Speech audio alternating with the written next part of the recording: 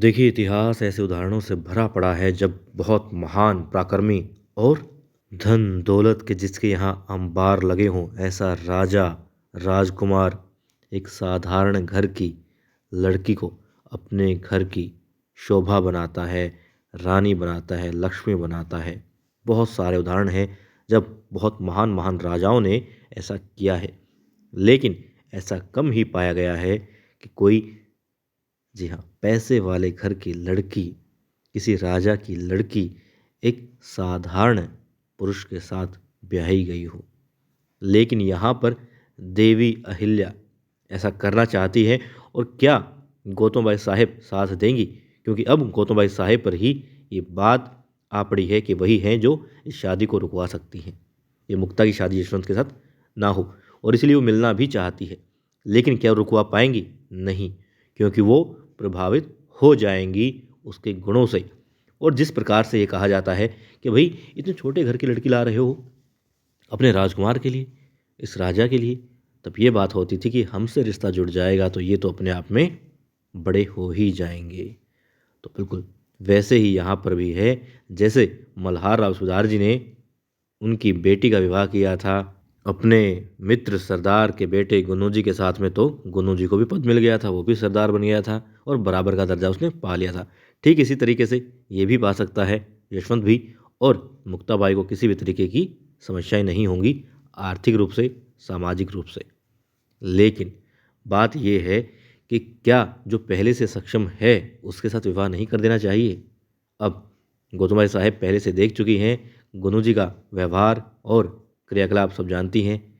हालांकि जो रतनगढ़ के सरदार के बेटे का रिश्ता आया है वो कहीं भी गुन्नू जी जैसा नहीं है, क्योंकि वो पहले से उन पदों पर है जिसकी वो लालसा किया करता था गुन्नू जी।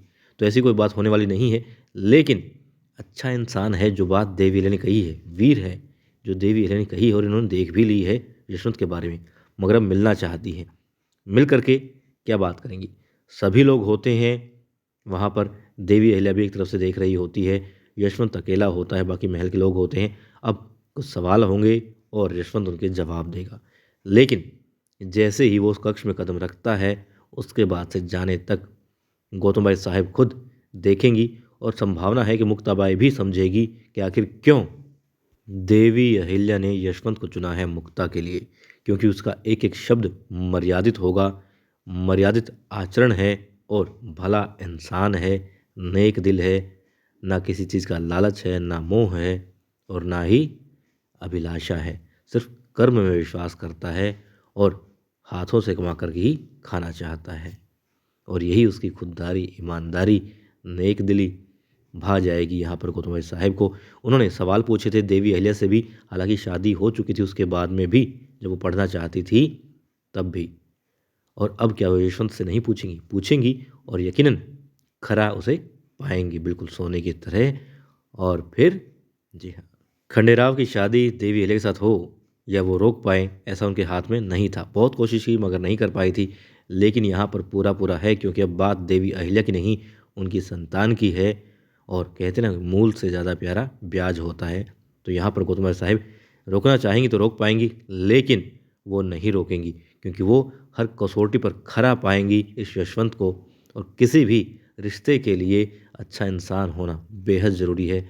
शानो शौकत, हीरे जवाहरात, धन दौलत आती जाती रहती हैं। बड़े बड़े राजा रंक बन जाते हैं, रंक से राजा बन जाते हैं। ये बात बड़े अच्छे से जानते हैं गौतम भाई साहब। इसलिए वो देखेंगी, उसे परखेंगी, और जब खरा पाएंगी तो ना इस रिश्ते के लिए वो नहीं कह पाएगी।